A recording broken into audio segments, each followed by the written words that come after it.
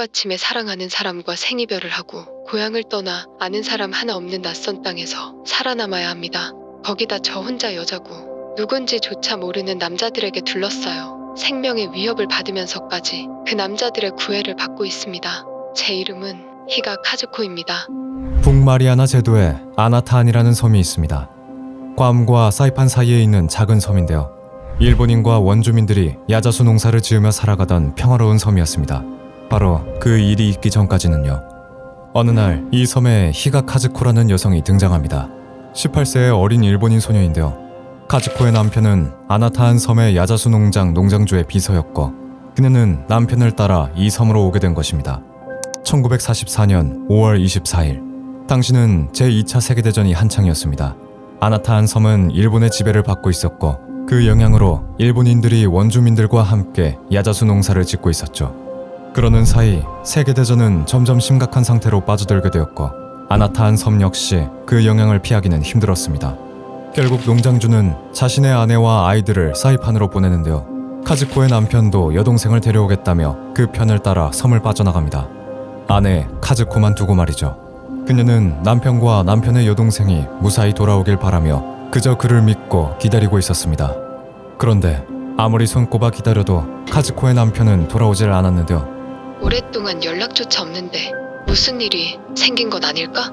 생사조차 확인할 길 없이 시간만 야속하게 흐르고 있었습니다. 손톱을 물어뜯다 피가 나거나 잠을 이루지 못하고 밖을 돌아다니는 등 그녀는 불안한 모습을 여념없이 보였죠. 남편이 돌아올 거라는 소원도 살아있을 거라는 신락 같은 희망도 사라져가고 있었습니다. 그렇게 이 섬의 유일한 여자인 카즈코를 지켜주던 그녀의 남편이 떠나고 그때부터 조금씩 느껴지기 시작하는 그녀를 향한 수많은 남자들의 시선.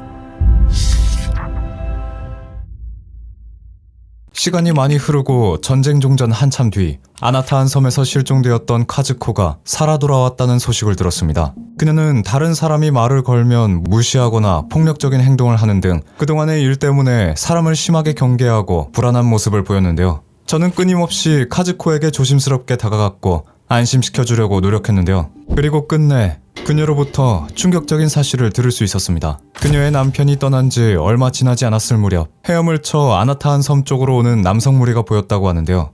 언뜻 보기에도 급박한 상황이었다고 했습니다. 제발 저희를 좀 도와주세요.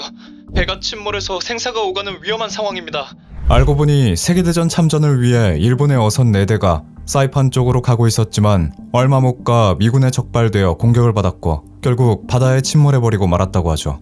31명의 선원들은 살고자 하는 의지 하나로 헤엄쳐 아나타안 섬으로 대피했다는데요. 이어지는 미군의 공격 때문에 그들은 그렇게 섬에 꼼짝없이 발이 묶이고 말았다는 거죠. 섬에 남아있던 사람들은 먹을 것을 챙겨주고 환자를 돌봐주면서 그들을 정성껏 도왔다고 그녀는 얘기했습니다. 갑자기 늘어난 인원들과 함께하다 보니 식량은 금세 동이 나버리고 말았다는데요. 남은 건 야자수와 바나나뿐. 급한 대로 남자들은 채집, 사냥 등 방법을 총동원해 생존을 이어나갈 수밖에 없었던 거죠. 그 사이 미군의 공격은 더 거세졌고 겁에 질린 원주민들은 섬에서 나가길 원했는데요. 일본인들은 깊은 산속으로 도망다니기 바쁘고 우리는 이 상황이 너무 무섭습니다. 항복할 테니 우리를 탈출시켜주세요. 그렇게 원주민들은 미군의 도움으로 섬을 탈출했답니다. 이후 일본의 항복으로 전쟁은 종전되었다는 소식을 듣게 됐다는데요. 아나타안 섬으로 간 미군은 종전되었으니 배에 올라타라고 했지만 섬에 있는 사람들은 일본으로부터 들은 소식이 아니기 때문에 그들을 쉽게 따라갈 수 없었고 한참을 기다리던 미군도 포기하고 발걸음을 돌렸다고 하죠. 이후 이들은 생존 방식이 발전해 야자수로 술을 담그고 다시금 가축 농사를 짓는 등 점점 구할 수 있는 식량도 많아졌다는데요. 그렇게 서서히 섬 생활에 적응하는 사람들. 하지만 가장 급하던 수면욕과 식욕이 해결되고 나니 사이좋았던 남자들 사이에 묘한 신경전과 다툼이 자주 일어나기 시작했었답니다. 이 남자들 아무래도 카즈코 때문인 것 같은데. 사실 남자들은 농장주와 카즈코가 부부 사이인 줄 알고 있었다는데요. 카즈코의 남편이 실종되고 난 후 섬에 남아있는 유일한 여자인 그녀가 무슨 일을 당하진 않을까 잘 챙겨주고 있었던 겁니다. 나랑 카즈코는 부부가 아닐세. 그녀의 남편은 내 비서였고 여동생을 데려오겠다며 섬을 떠났지만 아무리 시간이 지나도 돌아오질 않고 있어. 이 사실을 알게 된 남자들은 그날부터 노골적으로 서로 싸우며 카즈코 쟁탈전을 벌였던 겁니다. 그녀의 신변에 위협이 가해질 정도로 말이죠. 공포를 느낀 카즈코는 농장주에게 도움을 요청했고 그렇게 둘은 동거를 하며 진짜 부부처럼 지내게 됐었다는데요.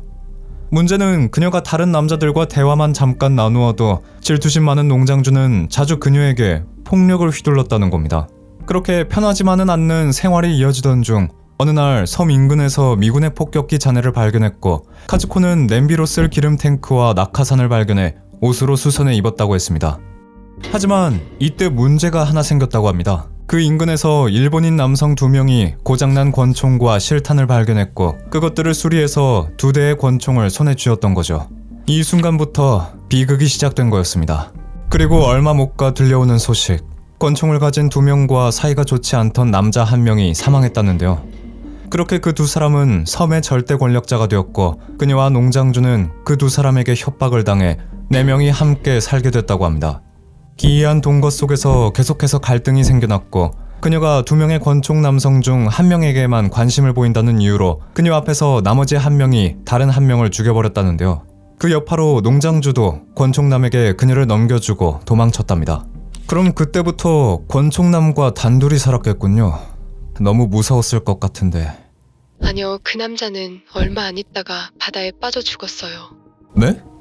이상했습니다. 분명 그 권총남은 배 침몰 당시 섬까지 헤엄쳐온 사람 중 1명으로 수영 실력이 뛰어났을 게 분명한데 바다에 빠져 죽다니요. 뭔가 이상하긴 했지만 이야기를 마저 들어보고 판단을 해야겠습니다. 이후 그녀는 다시 농장주와 동거를 시작했고 그 사이 남자들 사이에선 권총 쟁탈전이 벌어졌다고 합니다. 그렇게 새롭게 권총을 권력을 쥔 남자가 등장했다고 하죠. 그런데 얼마 뒤 농장주도 갑자기 세상을 떠나게 됐다는데요. 사인은 식중독이라고 얘기하는 카즈코. 이 역시 목격자는 카즈코와 새로운 권총남뿐이었고 마치 데자뷰처럼 둘은 동거를 시작했다고 합니다. 권총 소유는 곧 카즈코 소유와 같다는 확신이 섬 전체에 공공연하게 퍼졌다는데요. 그리고 얼마 뒤 새로운 권총남까지 파도에 휩쓸려 사망했다고 합니다. 이후 그들은 의문의 죽음을 막고자 한 가지 방법을 제시했다고 하는데요. 지금까지 9명의 의문사를 당했습니다. 우리 아나타한 섬에 더 이상 불미스러운 일이 발생하지 않도록 특단의 조치가 필요해요.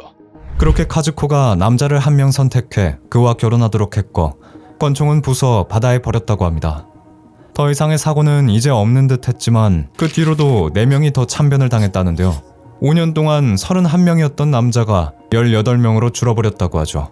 도대체 왜 이런 일이 발생했던 걸까요? 아무래도 그 중심에는 카즈코가 있다고 사람들은 생각했다고 합니다. 특단의 조치에도 이런 일이 끊임없이 일어나니 사람들은 더 강력한 결단을 내리기로 했다고 하죠. 섬에 단 1명뿐인 카즈코를 처형해야 합니다. 경쟁을 야기하는 상대를 아예 없애버려야 해요. 맞습니다. 그래야 우리가 살아요. 불안해서 아주 살 수가 없습니다. 그래도 다행히 그 방법이 잘못되었다고 생각하는 사람도 존재했는지. 카즈코, 섬의 모든 남자들이 당신을 죽일 계획을 세우고 있어. 당신이 내게 베푼 은혜를 생각해서 기회를 주는 거야. 그러니 꼭 안전한 곳으로 도망쳐. 그렇게 그녀는 한 줄기의 빛조차 존재하지 않는 정글로 도망치게 됐다는데요. 험한 야생의 정글에서 홀로 버틴 지 한 달쯤 지났을 때였습니다. 그녀는 미군의 선박이 바다에 떠다니고 있는 것을 발견했고 혼신의 힘을 다해 구조 요청을 해 가까스로 탈출할 수 있었다는데요. 이후 사이판과 괌을 거쳐 마침내 일본으로 돌아올 수 있게 되었다고 합니다. 그녀의 이야기가 모두 사실이라면 일본에 큰 파장이 일어나겠는데, 그런데 섬에 있는 남자들은 왜 아직 거기에 남아있는 거지? 그렇게 카즈코의 말을 전해들은 18명의 남자들의 가족들은 그들에게 편지, 신문 등을 될 수 있는 대로 보냈습니다. 하지만 가족들의 진심조차 미군의 함정이라고 생각한 섬사람들은 더욱 깊이 숨어버렸습니다. 그러던 어느 날, 아니야. 다시 제대로 살펴보니 이건 우리 아내의 글씨가 분명해. 그래, 이건 고향에서 온 편지가 맞아. 정말 종전이 되었나봐. 섬에서는 한 남자가 일본에서 보낸 소식이 맞다고 확신했고 마침내 그들은 미군의 도움으로 탈출하게 됐습니다. 카즈코가 섬을 탈출한 지 1년 만이었죠. 1951년 7월 26일 하네다 공항에는 울음소리와 함께 그들의 가족들로 가득했습니다. 죽은 줄만 알았던 아들, 남편의 모습을 보기 위해서였죠. 전사를 알리는 공문을 받고 장례식까지 치러졌었으니까요. 일본 언론은 기적의 생환을 대대적으로 보도했고 전 국민의 관심을 받았습니다. 그런데 자신의 남편이 죽은 줄 알고 재혼을 한 아내들이 대부분이었습니다. 행방불명이었던 카즈코의 남편도 이미 다른 여자와 재혼을 한 상태였죠. 사랑하는 사람을 다시 만날 생각에 들떠 있었는데 얼마나 절망스러울까요? 거기다 32명 중 유일하게 돌아온 18명을 대상으로 의문사를 당한 14명에 대한 신문을 했는데요. 그들은 모두 사고를 당했다고 얘기했고 자세한 증언들은 제각각이었지만 공통되게 언급된 인물 카즈코를 이 모든 일의 원흉으로 몰고 갔습니다. 아나타한 섬의 여왕벌, 욕정의 노예, 32명의 남자를 유혹하는 여자 등의 자극적인 제목으로 그녀에 대한 보도를 이어갑니다. 사람들의 조롱거리가 되도록 말이죠. 기어코 그녀의 이야기를 다룬 아나타한 섬이라는 연극과 영화가 나왔습니다. 물론 그녀를 주연으로 내세워서 말이죠. 그녀는 점점 더 유명 인사가 되었지만 그 역시 좋은 뜻으로 된 것은 아니었습니다. 작품 활동이 끝난 그녀는 생계를 위해 카페를 차렸는데요. 여왕벌, 죄 없는 남자들을 죽게 만들었다는 등의 인식 때문에 얼마 못 가 문을 닫았습니다. 이후 잠깐의 스트리퍼 생활을 하다가 그녀의 나이 34살이 되었을 때 새로운 남자와 재혼을 하는데요. 함께 빙수 가게를 차리고 평범히 살아갑니다. 오래오래 행복한 삶을 이어나가는가 싶었는데 40대 중반에 남편은 병으로 사망하고 1974년 3월 그녀 역시 49세에 뇌종양으로 세상을 떠납니다. 어느 곳을 봐도 실화라고 믿어지기 힘들 만큼 놀라운 이 사건은 기리노 나스오라는 작가에 의해 도쿄섬이라는 소설이 출간되었고 2010년에는 영화로 개봉되었습니다. 각자의 주장이 달라 알 수 없었던 아나타한 섬의 진실을 작가의 도움을 받아 조금이나마 해소할 수 있을 것 같은데요. 특히나 사랑하는 사람과 생이별을 해야 했고 기적처럼 살아 돌아왔지만 눈앞에서 그들을 가질 수 없는 비극을 맞이한 그 심정을 어떻게 풀어냈을까요? 한편 우리나라 역시 완전히 자유로운 나라가 아닌데요. 전쟁에 대한 경각심과 사랑하는 사람들의 소중함을 다시 한번 느껴보는 중요한 사건이 아닐까 싶습니다. 평화롭게 휴전이 아닌 종전이 되길 바라면서요.